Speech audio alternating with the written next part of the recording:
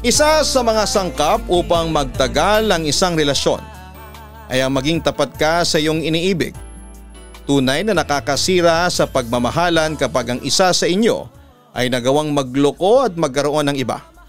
Bakit nga ba may mga taong nagagawang tumingin pa sa iba kahit meron na silang karelasyon? Sino nga ba ang totoong nagkulang? Ang nagloko o ang niloko? Dear Papa Dudut, isang mapagpalang araw po sa inyo at sa lahat ng mga nakikinig ngayon. Ang totoo ay netong mga huling buwan lamang ako napadpad sa inyong channel at nawili na akong makinig sa mga istorya at sulat na inyong binabasa. Kaya nagbakasakali ako na magpadala ng letter sa inyo para i-share ang naging experience ko dati sa pag-ibig. Itago niyo na lamang po ako sa pangalan na Gabriel. Bago ko pala simulan ang aking kwento ay gusto kong malaman ng lahat na hindi ako proud sa aking nagawa. Magiging honest lamang ako sa aking pagkukwento. Sisimulan ko ang aking kwento noong taong 2015. 26 years old na ako ng year na yon, Papa Dudut. Nagtatrabaho na ako bilang isang purchasing staff sa isang company. Galing ako sa may kaya na pamilya kaya hindi kami nauobliga ng mga magulang namin na magbigay ng tulong sa kanila. Ang sinasahod ko sa aking trabaho ay akin lahat. Ako ang klase ng tao na ayaw na nagpapamando sa ibang tao. Maliban na lamang sa trabaho kasi kailangan ko talagang sumunod sa utos ng mga nakakataas sa akin. Gusto ko ay malaya kung nagagawa ang lahat ng gusto ko. Kaya naman halos tuwing weekend ay nasa labas ako kasama ang mga kaibigan ko para pumunta sa mga bar at uminom at magpakasaya. Hindi ko akalain na sa pagpunta ko sa mga bar ay makikilala ko ang babaeng nagpatibok sa aking puso. That time ay wala pa akong balak na pumasok sa isang seryosong relasyon. Kasi ini-enjoy ko pa ang pagiging single. Saka alam ko na kapag nagkaroon ako ng girlfriend ay mababawasan na ang paglabas ko. May isang magandang babae sa kabilang table at puro babae sila. 3 sila. Napansin ko na panay ang tingin sa akin ng babae at nararamdaman ko kaagad na baka may gusto siya sa akin. Kaya naman nilakasan ko na ang loob ko na lapitan siya kasi nagandahan talaga ako sa kanya, Papa Dudut. Nagpakilala ko sa kanya at siya rin sa akin. Ang pangalan niya ay Jasmine. Matanda ako sa kanya ng 2 taon at kinuha ko ang number niya at ibinigay naman niya yon sa akin. Doon na nagsimula ang lahat para sa aming dalawa ni Jasmine, Papa Dudut. Mula sa pagte-text at tawagan na halos araw-araw ay nanligaw ako sa kanya at agad naman niya akong sinagot. Kagaya ng isang tipikal na relasyon ay sobrang saya namin ni Jasmine noong umpisa. Hindi ko naisip na magiging ganon kalalim ang pagmamahal ko sa kanya. Mabait si Jasmine, trabaho-bahay lamang siya at noong nagkita kami sa bar ay sapilitan pa siyang isinama ng kaibigan niya na may birthday. Pero kung wala raw okasyon ay hindi siya nagpupunta sa ganong lugar. Wala siyang arte sa katawan at mas lalo ko pang minahal si Jasmine nung sa apartment ko na siya tumira. Gusto ko kasi araw-araw kaming nagkikita. Sobrang masikaso si Jasmine bago ako pumasok ay nakahanda na ang uniform ko. Mas nauna siyang gumising sa akin sa umaga para magluto ng breakfast namin. Naging maayos at malinis din ang apartment ko nang dahil sa kanya. Kahit minsan ay sinasabi ko sa kanya na hindi na niya yon kailangan pang gawin ay ginagawa niya pa rin. Aniya ay gusto niya akong mapagsilbihan kasi mahal na mahal niya ako. Sana matagal pa tayo magsama, babe. Alam mo, ikaw lang ang babaeng gumagawa ng lahat ng ito sa akin. Thank you, sabi ko kay Jasmine habang kumakain kami ng dinner sa apartment. Wala kang dapat i-thank you sa akin kasi ginagawa ko lang ang dapat gawin ng isang girlfriend. Saka anong magtagal, gusto ko habang buhay na tayo, no? Tura naman ni Jasmine. Kinikilig ako. Ang natatawa kong sambit. Pero sana kahit anong problema ang dumating sa atin ay malalagpasan natin yun. Walang bibitaw ha? Dugtong ko. Oo naman basta isa lang ang ayoko babe. Ang sabi ni Jasmine. Ano yun? Tanong ko. Yung kapag niloko mo ko, kapag nagkaroon ka ng ibang babae bukod sa akin, sagot pa ni Jasmine. Tinawanan ko ang sinabi na yun ni Jasmine papadudot. Ang sabi ko pa ay sobrang tanga ko na kapag naghanap pa ako ng iba dahil wife material siya. Ipinangako ko sa kanya na hindi mangyayari na magkakaroon ako ng ibang babae kasi sobrang kontento na ako sa kanya. Alam ko sa sarili ko na hindi na ako maghahanap ng iba kasi sobrang swerte ko na kay Jasmine. That time ay hindi ko nakikita ang sarili ko na ma-attract sa ibang babae. Pero totoo nga yata ang sinasabi ng iba na huwag kang magsasalita ng tapos kasi baka kainin mo rin sa huli. 2 years mahigit na ang relasyon namin ni Jasmine nang makaramdam ako ng boredom sa aming dalawa. Noong una ay okay naman ako sa mga ginagawa namin pero dumating ako sa point na parang nagsawa na ako sa routine namin ni Jasmine. Nagde-date naman kami at nagpupunta sa ibang lugar para magbakasyon at makapag-bonding pero parang meron pa akong hinahanap na hindi ko alam kung ano. Naging chill na lamang kasi ang aming relationship at parang wala nang bago, papadudot. Hindi ko pinaramdam kay Jasmine ang bagay na yon. Kapag magkasama kami ay pinapakita ko na masaya ako. Hanggang isang araw ay nagpaalam si Jasmine sa akin na uuwi muna sa parents niya. Naglambing daw kasi ang nanay niya na matagal na siyang hindi umuwi sa kanila. Siyempre dahil family niya yon ay pinayagan ko siya. 1 linggo lang naman daw siyang mawawala at babalik din sa apartment. Hindi ko alam kung bakit natuwa pa ako kasi matagal na mawawala si Jasmine. Isang gabi bago ako matulog ay naisipan ko mag-install ng isang dating app sa cellphone ko. Ang balak ko ay may makachat lang kasi halos hindi kami nagkakachat ni Jasmine kasi kasama niya ang family niya. Alam kong bumabawi siya sa mga ito sa mga oras na hindi niya nakasama ang kanyang pamilya. May isang babae akong nakachat si Sally. Maganda siya at same age kaming dalawa. Wala akong balak na kilalanin si Sally ng husto, papadudot. Sa akin ay hanggang chat lamang kami kasi meron akong girlfriend. Natulog na ako after ko makipag-chat kay Sally. Tinanggal ko na rin ang dating app sa phone ko kasi uuwi na si Jasmine sa apartment next day. Kinabukasan ng umaga ay nagulat ako nang mag-friend request si Sally sa Facebook ko. Hindi ko alam kung paano niya nalaman ang account ko kasi hindi ko naman ibinigay. Inaccept ko si Sally at nang i-chat ko siya kung papaano niya nakita ang Facebook ko ay sinabi niya na magaling daw siyang mag-stalk at para rin siyang detective. Profile picture ko noon ang picture naming dalawa ni Jasmine kaya inamin ko noon na meron akong girlfriend. Ang sabi ni Sally ay walang kaso yon sa kanya kasi nakikipagkaibigan lamang siya. Sa araw din na yon ay nagaya si Sally na mag-meet kaming dalawa. After work daw, kahit dinner lang. Medyo nagalangan ako makipagkita kay Sally dahil kay Jasmine tapos ay nag-chat na din si Jasmine sa akin na nasa apartment na siya. Tumatawag pa siya para tanungin kung anong ulam ang gusto ko. Babe, hindi ako makakapag-dinner dyan. Nagaya kasi yung katrabaho ko na manlilibre ng pizza after ng work. Pasensya ka na. Hindi na ako nakatanggi.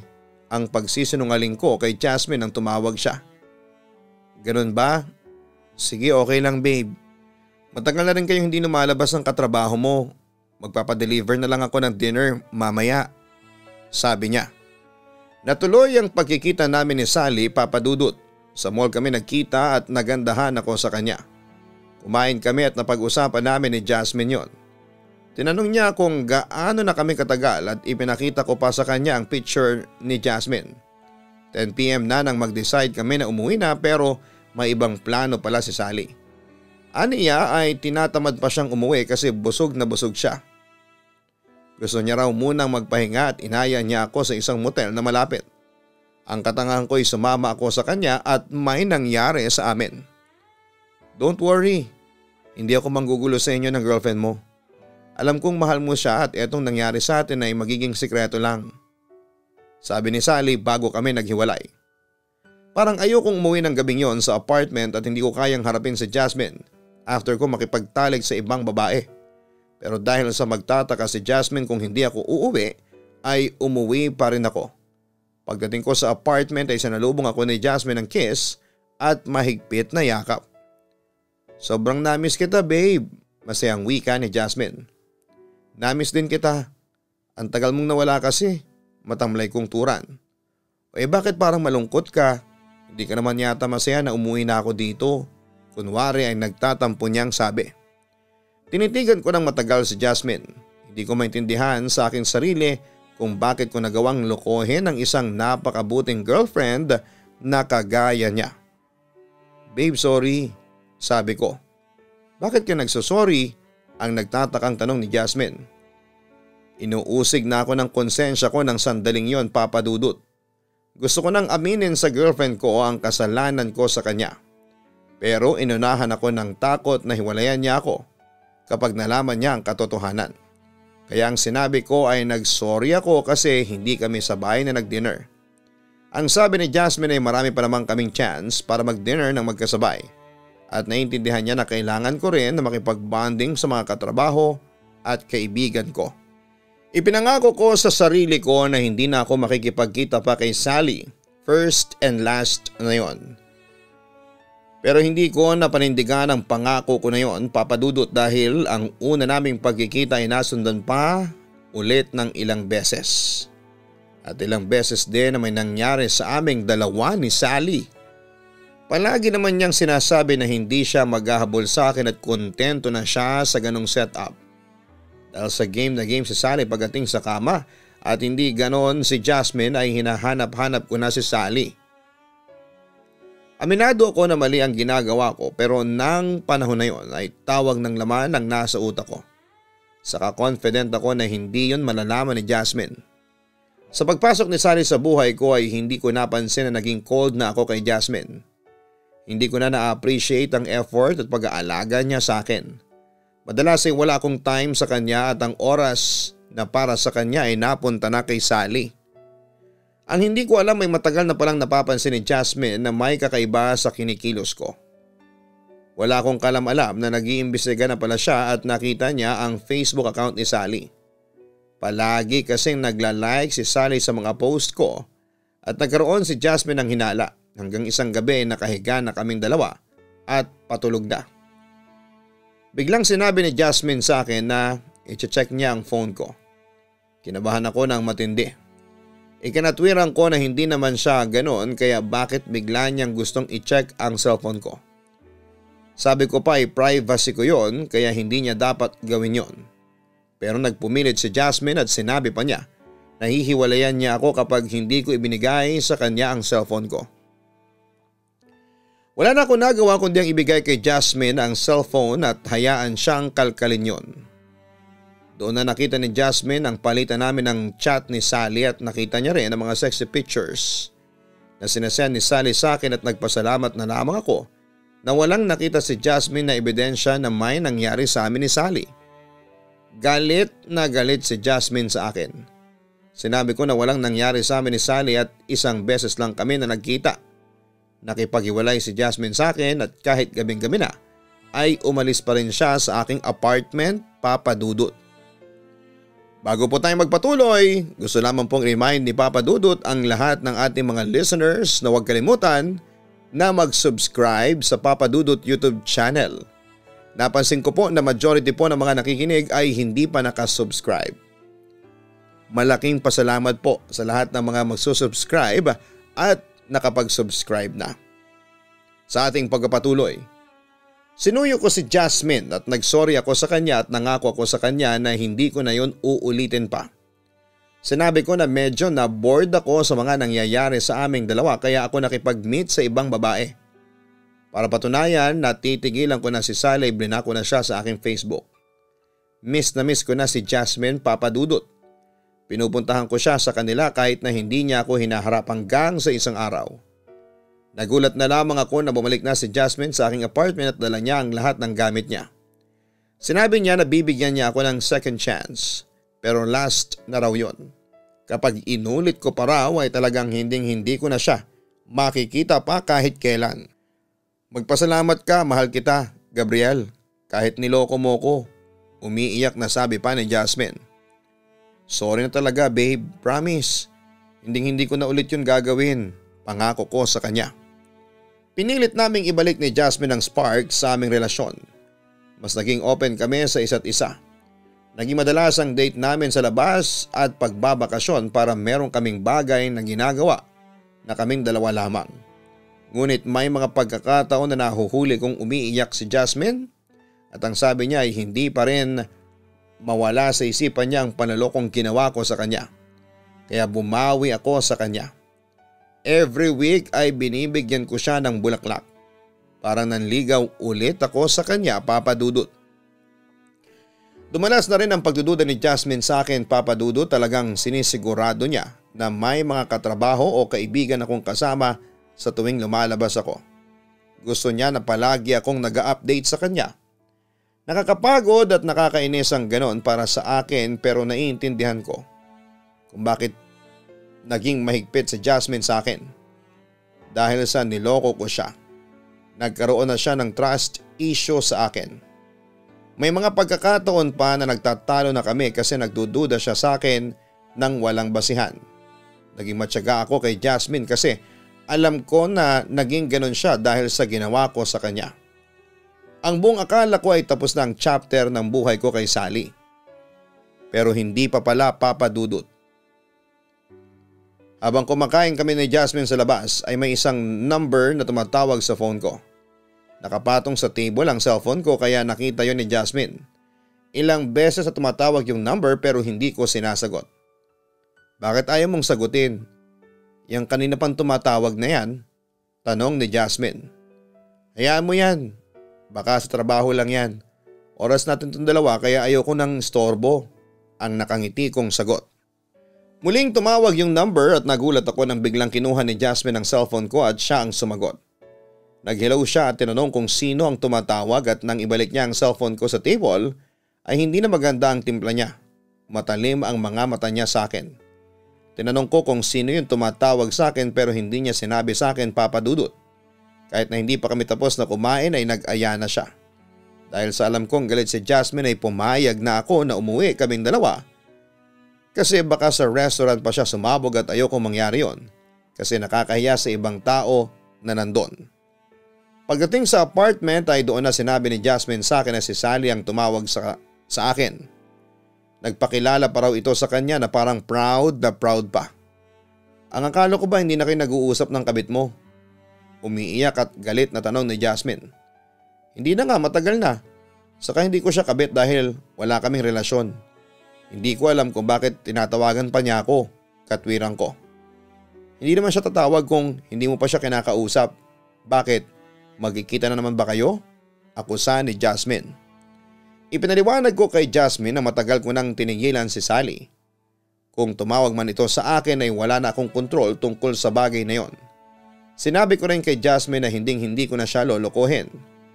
Kahit na hindi na nagsasalita pa si Jasmine ay alam ko na meron pa rin siyang pagdududa sa akin.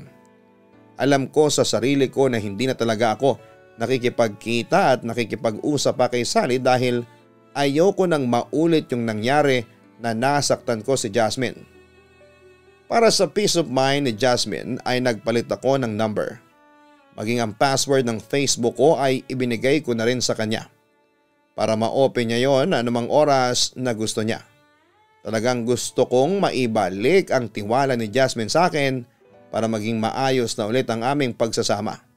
Wala akong ibang gustong mangyari kundi ang mawala na ang pagdududa ni Jasmine sa akin, Papa Dudut.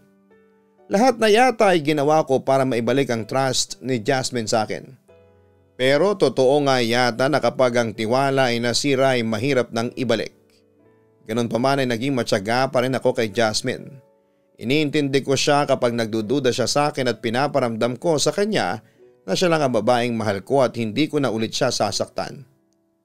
Sa paglipas na mga araw ay mas lalong naging matindi ang pagdududa at pagiging paranoid ni Jasmine.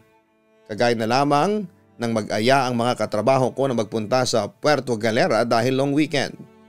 Nagpaalam ako kay Jasmine pero ayaw niya akong payagan. Baka raw si Sally ang kasama ko at hindi ang mga katrabaho ko. Ipinakita ko sa kanya ang chat ng mga katrabaho ko pero ayaw niya pa rin pumayag at baka raw kasama ko si Sally. Kung gusto mo isumama ka sa akin para maniwala ka na wala doon si Sally. Ang sabi ko kay Jasmine. Okay, sasama ko sa'yo. Wala akong tiwala sa bakasyon na yan eh. Wika ni Jasmine. Mabuti't pumayag ang mga katrabaho ko na isama ko si Jasmine sa bakasyon namin. Ginawa ko yon para sa peace of mind ni Jasmine. Sa Puerto Galera ay nagkaroon pa kami ng pag-aaway ni Jasmine Papadudot. Nakaupo lamang kami noon sa buhanginan habang nakaharap sa dagat. Pinag-uusapan namin ang mga plano namin sa aming future at syempre kasama na roon ang kasal at kung ilan ang magiging anak. Sobrang perfect na ng moment na yon nang bigla kong mapansin na tahimik na si Jasmine at nang tingnan ko ay masaya ang tingin niya sa akin. Tinanong ko si Jasmine kung okay lang ba siya o baka nagugutom siya pero bigla niya akong sinampal ng malakas sa pisngi. Nagulat ako sa ginawa niya sa akin, Papa Dudut. Bakit mo ko sinampal? Ano bang nangyari sa'yo? Nagtataka kong tanong. Talagang kahit kasama mo ko umiiral yung pagiging babaero mo, Gabriel. Sa harapan ko pa talaga. Akala mo yata hindi ko napapansin na kanina ka pang tingin ng tingin sa babae na nakaswimsuit sa harapan natin. Galit na wika pa ni Jasmine. Tumingin ako sa harapan at may nakita nga akong babae na nagsiswimming. Ang totoo, sa dagat ako nakatingin nung una. At kung hindi pa sinabi ni Jasmine na may babae roon ay hindi ko pa mapapansin. Akala yata ni Jasmine ay yung babae ang tinitignan ko, Papa Dudut. Hindi ako sa kanya nakatingin kundi sa dagat. Ano ka ba naman, babe? Turan ko. Huwag ka na nga magpalusot pa dyan, Gabriel. Siguro kung hindi mo ako kasama rito ay baka nilapitan mo na yan at nagpakilala ka pa. Hanggang ngayon hindi ka pa rin nagbabago. Okay sana ang bakasyon na ito pero nawala na ako ng gana. Uuwi na lang ako. Wika pa ni Jasmine. Tinotoo ni Jasmine ang sinabi niyang uuwi na siya. Nag-impake siya ng mga gamit dahil sa hindi ko siya pwedeng pabayaan na umalis ng mag-isa. Ay sinabi ko sa kanya na sasama ako sa kanya pero ayaw niya. Magstay na lang daw ako at galit pa rin siya sa akin. Wala na ako nagawa kundi ang hayaan siya na umalis ng mag-isa. Sinabi ko na lamang sa mga katrabaho ko na kailangang umalis na ng girlfriend ko dahil nagkaroon ng emergency sa pamilya nito at naiintindihan naman yon ng mga kasama ko. Hindi ko na tuloy alam kung saan ako lulugar kay Jasmine. Kahit wala akong gawin na mali ay nagagalit pa rin siya sa akin. Pero palagi kong iniisip ang trauma na naibigay ko sa kanya kaya ganoon na lamang siyang magduda sa akin. Hindi ko tuloy na enjoy ng sobra ang bakasyon na yon, Papa Dudut. Iniisip ko kasi si Jasmine. Sinusubukan ko siyang tawagan pero hindi naman siya sumasagot. Nang makabalik ako ng apartment ay naabutan ko roon si Jasmine na tumingi ako ng sorry sa kanya kahit na wala akong kasalanan. Ako na ang nagpakumbaba dahil alam ko na kasalanan ko ang lahat. Kung hindi sana ako nag-cheat sa kanya ng isang beses ay hindi kami hahantong sa ganon na sirang-sira na ang tiwala niya sa akin. Pagsapit ng gabi ay mag-isa akong lumabas at uminom. Lasing na lasing ako nang makauwi ako sa apartment. Gising pa noon si Jasmine at kinausap ko siya pero hindi siya umiimik. Hindi ako iyakin na tao pero sa pagkakataon na yon ay umiyak talaga ako, Papa Dudut. Umiyak akong humihingi ng tawad sa kanya sa nagawa kong panluloko sa kanya. Umiling ako na sana'y hayaan niya akong patunayan na nagbago na ako. Sa nakita ko kasing resulta ng panluloko ko ay natakot na ako na tuluyang mawala pa si Jasmine. Hindi ko kakayanin yon, Papa Dudut, dahil mahal na mahal ko siya.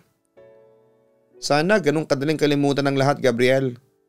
Pero hindi mo alam ang naging epekto sa akin ng panluloko mo. Kada galaw mo o kapag hindi tayo magkasama, feeling ko ay may ginagawa kang palaging kalokohan, ang sabi pa ni Jasmine. Nagbago na ako, babe. Sana naman ay nakikita mo yun. Ano pa ba ang dapat mong maramdaman? Ano pa ba ang dapat kong gawin para magtiwala ka ulit sa akin? Umiiyak kong tanong. Hindi ko alam, matulog ka na. Lasing ka na, ang sabi pa ni Jasmine. Nagbago na talaga ako, babe. Maniwala ka naman sa akin. Hindi ko na ulit gagawing lokohin ka kasi ayoko nang masaktan ka pa ng dahil sa akin. Ang sabi ko sa kanya. Ayoko na makipag-usap sa iyo, lasing ka. Kung hindi ka pa matutulog, ako ang matutulog. Ang sabi niya sabay tayo at pasok sa aming kwarto. Naging cold na si Jasmine simula ng araw na yon. Halos hindi na niya ako kinakausap kapag nasa apartment kaming dalawa. Bagaman at ginagawa pa rin niya ang mga ginagawa niyang pag-aasikaso sa akin, alam kong nagbago na siya. Siyempre ang sarili ko ang sinisisi ko. Inisip ko pa na baka nga iyon ang karma ko sa nagawa kong panluloko. Kung pwede ko nga lang ibalik ang nakaraan ay ginawa ko na. Hindi na sana ako nakipagkita kay Sally. Hindi ko na sana ginawang mag-install ng dating app habang hindi ko kasama noon si Jasmine. Lahat ng sisi ay sinalo ko, Papa Dudut. Kahit nahihirapan ako sa panlalamig ni Jasmine sa akin ay tiniis ko yon. Wala akong karapatan na magreklamo kasi ako ang nagdala sa amin ng sitwasyon na yon. Pero palagi kong sinasabi sa sarili ko na hindi ako susuko. Hindi ako titigil hanggat hindi ko na ibabalik ang tiwala ni Jasmine sa akin. Nagpatuloy ako sa pagsuyo sa kanya, Papa Dudut, at palagi ako nag-update kahit nasa trabaho ako. Sinesend ko rin sa kanya ang picture ng mga kasama ko kapag lumalabas ako para alam niya na hindi ako kasama ni Sally o kung sino mang babae. That time, wala na akong ibang babaeng nakikita na pakakasalan ko at makakasama hanggang sa pagtanda kundi si Jasmine lang. Siya na ang gusto kong maging ina ng aking magiging mga anak. Pero talagang matigas ang puso ni Jasmine sa akin, Papa Dudut. Kahit na anong gawin ko ay parang wala ng silbi. Palagi pa rin siyang nagdududa sa akin. Kapag may lakad ako ay palagi niyang sinasabi na baka makikipagkita ako kay Sally o baka raw may bago na naman akong babae. Kapag ganoon ay ipinapakita ko sa kanya ang cellphone ko at inahayaan ko siyang tingnan ang lahat ng gusto niyang tingnan doon, Papa Dudut. Sa tuwing chinecheck ni Jasmine ang cellphone ko ay wala naman siyang nakikitang kahinahinala, Papa Dudut. Pero kahit na ganoon ay may duda pa rin siya sa akin. Pwede raw na meron pa akong isang cellphone na tinatago tapos nandun lahat ng kalokohan ko. O kaya ay may iba akong Facebook account na ginagamit para sa mga babae ko. Pwede rin daw na magaling lang talaga akong magtago. Sabi nga ng isang nag-viral na tao, ang aking konsensya ay clear. Saksi po ang Diyos. Hindi ko na niloloko si Jasmine. Si Sally na ang naging huling babae ko at hindi na rin ako nakipag-usap pa sa kanya. Kahit kailan kasi ayoko nang saktan ng babaeng mahal ko. Hindi ko na kayang makita na umiiyak si Jasmine dahil sa katarantaduhan ko. Saka nung umalis si Jasmine sa apartment ay halos mabaliw ako. Natakot ako na baka hindi na siya bumalik at tuluyan na siyang mawala sa buhay ko. Hindi yon dahil sa pag-aasikaso niya sa akin kundi sa isang dahilan na hindi ko maipaliwanag kaya na-realize ko na mahal ko talaga si Jasmine. Alam ko na hindi katwiran na lalaki ako at natukso lamang ako kaya pumatol ako sa ibang babae. Walang valid na rason para mag-cheat ka sa partner mo. Pero talagang gusto kong maramdaman ni Jasmine na nagbago na ako. Isang araw habang nasa apartment kaming dalawa ni Jasmine ay tinanong ko siya kung mahal pa ba niya ako. Kung hindi na kita mahal wala na ako rito sa apartment mo, Gabriel. Sagot niya. Bakit hanggang ngayon hindi mo pa rin mapatawad ang mga nagawa ko? Hindi ka pa rin naniniwala na hindi kita lolokohin? Tanong ko pa sa kanya. Ano bang tingin mo sa ginawa mong panloloko? Isang sugat na after lagyan mo ng gamot ay mawawala na ang sakit? Na pagkatapos ng ilang weeks ay magaling na? Hindi ganun yun, Gabriel. Sana bago mo inisip na gawin ang ginawa mo, naisip mo kung ano ang magiging epekto noon sa akin. Ang naluluhang sagot sa akin ni Jasmine. Sa sinabi niyo ni Jasmine ay mas lalo akong na-feel bad sa aking sarili, Papa Dudut. Doon ko na-realize na magiging matagal pa o baka nga habang buhay na ang galit ni Jasmine sa akin. Hindi ko naman gustong ganun kami at ang gusto ko na lang ay maging masaya kaming dalawa. Sumagi na rin sa utak ko ang makipaghiwalay kay Jasmine kasi baka hindi na talaga bumalik ang tiwala niya sa akin. Pero malaking bahagi ng isip at puso ko ang nagsasabi na huwag mong gawin yon at huwag ako mawala ng pag-asa na magiging okay pa ang lahat sa pagitan namin ni Jasmine. Kaya kahit nasasaktan ako sa trato ni Jasmine sa akin ay kumakapit pa rin ako. Saka deserve ko rin naman yon bilang kapalit ng ginawa ko kay Jasmine. Months na rin namin ni Jasmine ang araw na yon. Kaya gusto ko siyang isurprise. Nag-undertime ako ng trabaho para mapaghandaan ang lahat. Kahit na inaya ako ng mga katrabaho ko na lumabas, pagkatapos ng work ay hindi ako sumama sa kanila at sinabi ko na may date kami ng girlfriend ko. Nagpa-reserve ako ng dinner for two sa isang medyo high class na restaurant. Bumili ako ng bulaklak at nang malapit na ang oras ng out ni Jasmine sa trabaho ay pumunta na ako sa harapan ng pinagtatrabahuhan niya. Siguro ay halos kalahating oras din ako naghintay nang makita ko si Jasmine na lumalabas na mag-isa. Ang akala ko ay maglalakad siya papunta sa sakayan ng jeep pero nilapitan niya ang isang lalaking matangkad na nakasandal sa isang kotse. Nagyakapan silang dalawa at nag-kiss pa sa lips. Pagkatapos ay sumakay na silang dalawa sa kotse at umalis na. Napatulala ako at hindi nakagalaw sa aking mga nakita, Papa Dudut. Parang sumikip ang dibdib ko at pakiramdam ko ay paulit-ulit akong sinasaksak ng kutsilyo sa buong katawan ko. Gusto kong umiyak pero pinigilan ko kasi marami ng tao. Malinaw na malinaw kasi na may ibang lalaki si Jasmine at mukhang mas higit ang lalaking yon kesa sa akin. Itinapon ko ang bulaklak sa basurahan. Pinakancel ko ang reservation sa restaurant at umuwi ako sa apartment na lugmok. Doon ay umiyak ako ng umiyak kasi talagang nasaktan ako sa aking mga nakita, Papa Dudut. Nasabi ko pa sa sarili ko na ganun pala kasakit ang ginawa ko kay Jasmine. Mas lalo ko tuloy siyang naiintindihan. Sobrang sakit pala kapag nakita mo na masaya sa ibang tao ang babaeng mahal mo. Parang gusto ko na lamang mamatay ng time na yon, Papa Dudut. Tinawagan ko si Jasmine pero hindi siya sumasagot. Maya-maya ay nag-chat siya na late na siyang makakauwi. Birthday daw kasi ng isa niyang kaibigan at nasa labas sila at baka mag-inom. Ang sabi ko ay mag-enjoy siya at mag-ingat. Nag-I love you ako sa kanya sa chat pero hindi na siya nag-reply pa. Hindi ko sinabi sa kanya na nakita ko siya na sumakay ng kotse kasama ang isang lalaki. Ewan ko. Pero mas gusto ko pang hindi niya malaman na alam ko na at baka bigla siyang mag-decide na iwanan ako. At ayokong mangyari yon, Papa Dudut. Habang hinihintay ko si Jasmine ay kung ano-anong mga tumatakbo sa utak ko. Na-imagine ko na sobrang saya ni Jasmine kasama ang lalaking yon. Baka nga nagmotel pa sila at may kung anong ginawa. Paano kung mahal na pala ni Jasmine ang lalaking yon tapos ay iwanan niya ako? Posible yon lalo na kung wala nang tiwala si Jasmine sa akin. Naintindihan ko siya kung bakit siya naghanap ng iba kasi baka gumaganti siya sa akin. Yun na siguro ang pinakamatinding karma sa buong buhay ko, Papa Dudut. Madaling araw na nang umuwi sa apartment si Jasmine at pasuray-suray siya kaya alam ko na lasing siya. Nang binati ko siya ng happy monthsary ay tinawanan lamang niya ako at dumiretso na siya sa kwarto at humiga. Babe, masaya ka pa ba sa akin? Mahal mo pa ba ako?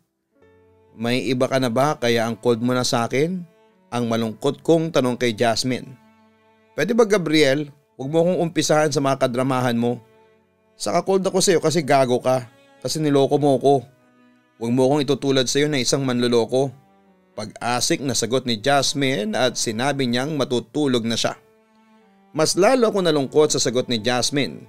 Inayaan ko siyang matulog at baka kapag okay na siya at hindi na siya lasing ay saka ko siya kakausapin ng masinsinan. Siguro ay oras rin para palayain ko siya at hayaan na sumaya sa ibang tao, Papa Dudut. Deserve naman yun ni Jasmine matapos ang ginawa ko sa kanya. Kailangan ko na sigurong tanggapin na hinding-hindi na kami babalik sa dating kami, yung masaya at nagmamahalan lang. Hindi pa rin ako makatulog noon, Papa Dudut, at napansin ko na panay ang tunog ng cellphone ni Jasmine at nang tingnan ko ay may mga chat na sunod-sunod na dumating doon. Alam ko na maling makialam ng cellphone ng ibang tao nang walang permiso ng may-ari. Pero nang time na yon ay tinalo ako ng curiosity ko. Kinuha ko ang cellphone ni Jasmine, na-unlock ko yon nang ilagay ko ang fingerprint niya sa cellphone habang tulog at lasing siya.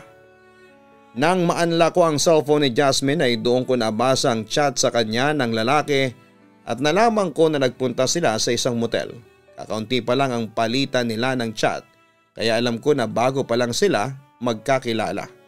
Pero hindi pa yon ang gumimbal sa akin. May 2 dating app na naka-install sa phone ni Jasmine at nang tingnan ko ang mga chat niya roon ay nalaman ko na matagal na palang nakikipagkita si Jasmine sa iba't ibang lalaki. Kahit bago ko pa makilala si Jasmine ay may mga nakamit na siyang lalaki at base sa palitan nila ng mga chat ay hindi lang sila nagkikita kundi meron pang nangyayari sa kanila. Pakiramdam ko ay pinagbagsakan ako ng langit at lupa sa aking nadiskubre. Kung ganon ay mas naunang nag-cheat si Jasmine sa akin at hindi ko yon nalaman kasi mas magaling siyang magtago kesa sa akin. Doon ako parang binuhusan ng malamig na tubig at na-realize ko na wala nang patutunguhan ng relasyon naming dalawa kasi hanggang sa time na yon ay nagloloko pa rin si Jasmine. Hindi ko sinabi na tama ang ginawa kong pang-cheat pero malinaw sa akin na mas malaki ang kamalian ni Jasmine kesa sa akin. Kahit may pasok ako sa araw na yon ay hindi na ako pumasok sa trabaho. Hinintay kong magising si Jasmine at nang magising siya at pumunta sa kusina kung saan naroon ako ay doon ko na sinabi ang gusto kong sabihin sa kanya. Jasmine, alam ko na hindi na maibabalik ang tiwala mo sa akin. Mahirap at masakit para sa akin ang desisyon na ito pero mas makakabuti kung maghiwalay na lang tayong dalawa. Mag-break na tayo.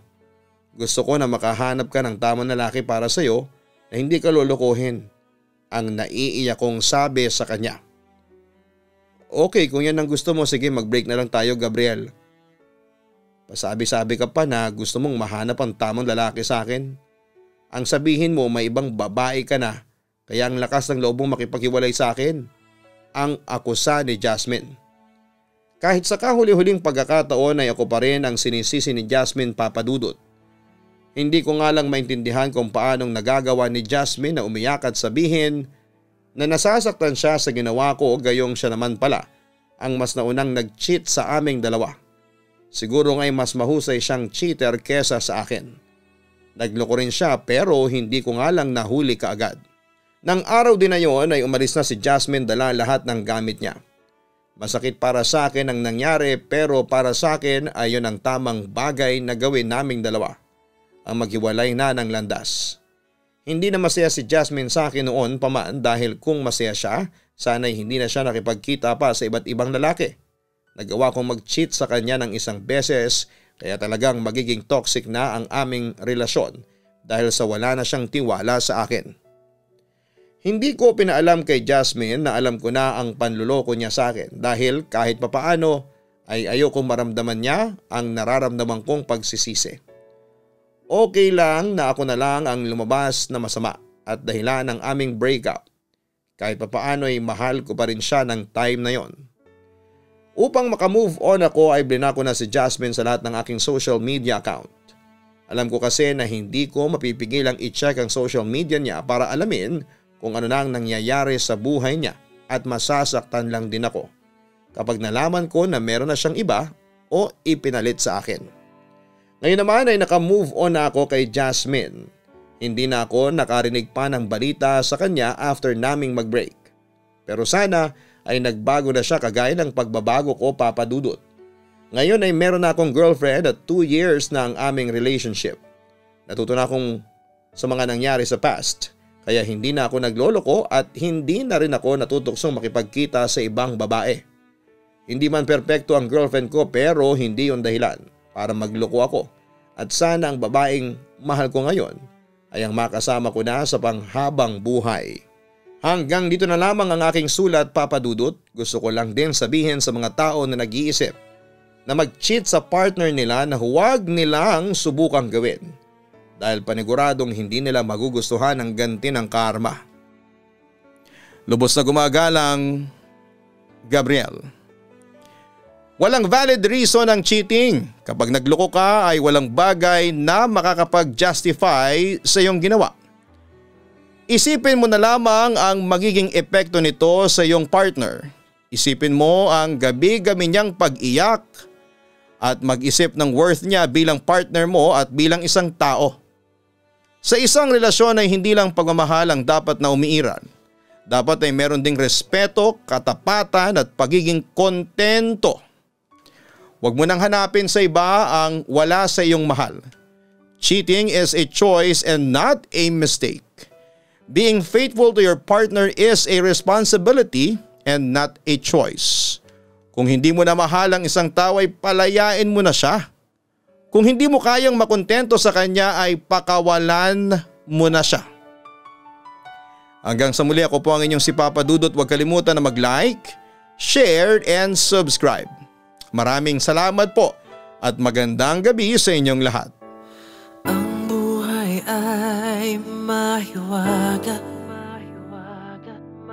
laging may lungkot at saya. Sa Papa Dudut Stories, laging may karamay ka.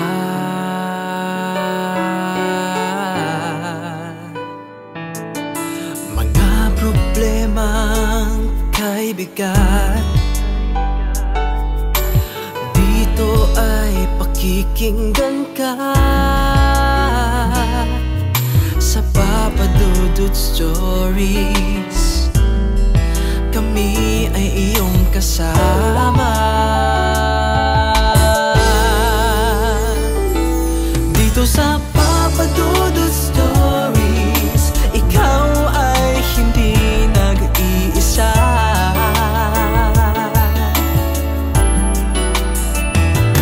Dito sa Papa Dudut Stories, may nagmamahal sa'yo. Papa Dudut Stories, Papa Dudut Stories,